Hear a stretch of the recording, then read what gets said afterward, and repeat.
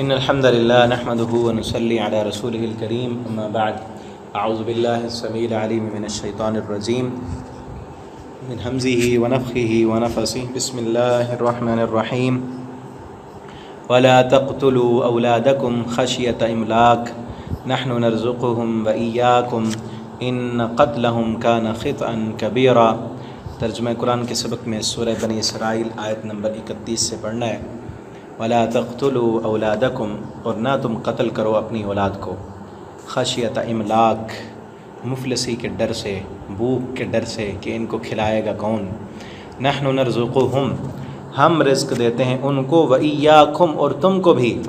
تمہیں کون رزق دینے والا ہے؟ جس طرح تمہیں ہم رزق دیتے ہیں تمہاری اولاد کو بھی دیں گے۔ ان قتلہم، بے شک ان کا قتل کرنا، کان خطأ کبیرا، بہت بڑا گناہ ہے۔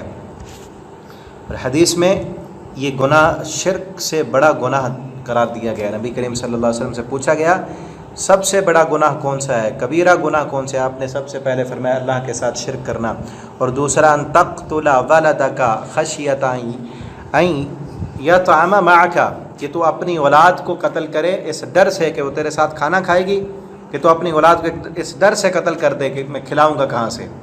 ٹھیک ہے نا؟ آج کل اولاد کا قتل ایک جو ہے دوسری شکل کے ساتھ نہایت منظم طریقے سے کیا جا رہا ہے، خاندانی منصوبہ بندی کے حسین عنوان پر پوری دنیا میں ہو رہا ہے۔ اور اسی طرح مرد حضرات بہتر تعلیم و تربیت کے نام پر، اور خواتین جو ہے وہ اپنے حسن کو برقرار رکھنے کے لیے اس جرم کا ارتکاب کر رہی ہیں، اعاذنا اللہ منہ۔ تو اس سے بچ جانا چاہیے۔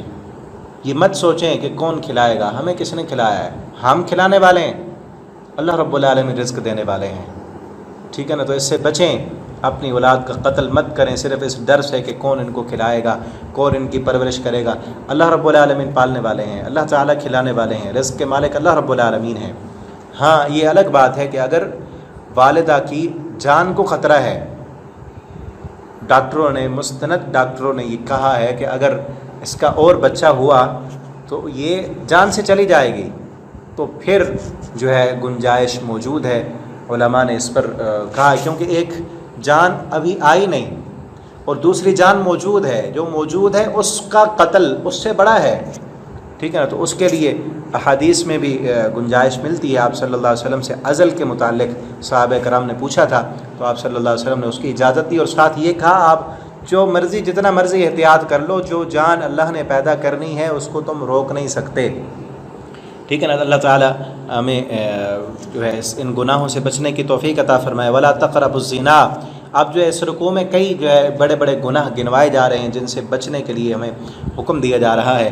زنا کے قریب نہیں جانا، انہ کان فاحشہ، بے شک یہ فحاشی ہے، کھلی بے حیائی ہے، وساء سبیلا، اور بہت برا راستہ ہے۔ اسلام میں زنا بہت بڑا جرم ہے، اتنا بڑا کہ اگر کوئی شادی شدہ مرد یا عورت اس کا ارتکاب کر لے پھر شرعی طریقے سے جرم ثابت ہو جائے تو اسلامی معاشرے میں ان دونوں کا زندہ رہنے کا ان کو کوئی حق نہیں ہے۔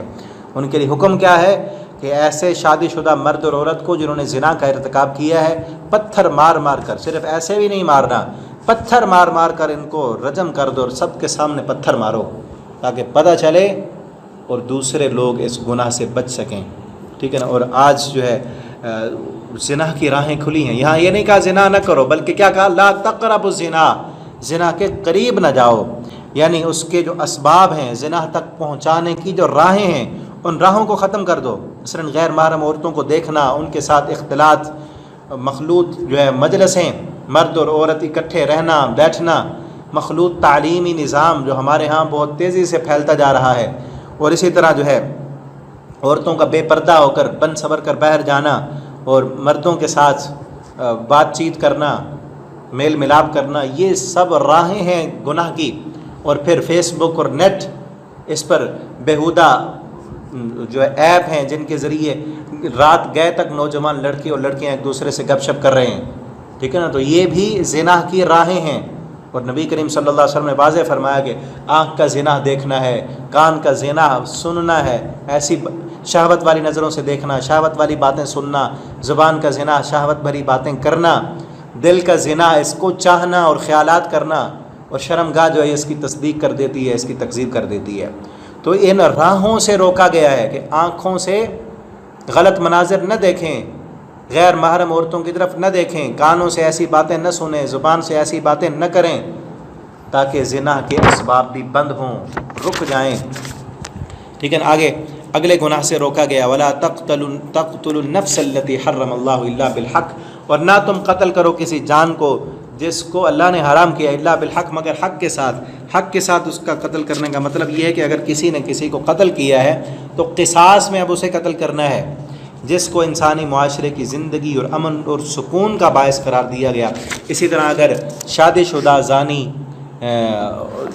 شدہ مرد نے یا عورت نے زنا کیا تو اس کی سزا بھی رجم کرنا ہے، اور اسی طرح اگر کوئی اسلام قبول کرنے کے بعد مرتد ہو جاتا ہے تو اس کی سزا بھی قتل ہے۔ تو یہ حق کے ساتھ قتل کرنا ہے۔